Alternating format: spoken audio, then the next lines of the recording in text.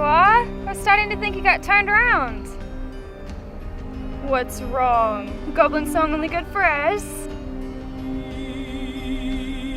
Laura!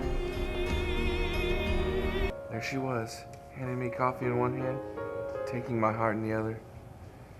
She flashed her beautiful smile and said, "Anything else, sweetheart?" It's not proof, no matter how many times you tell me the story. You never wanted to be anyone's girlfriend, and now you're somebody's wife? Surprised me too.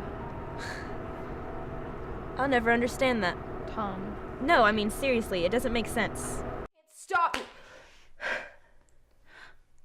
Baby, I'm sorry. Don't you leave, Carly. You'll come back.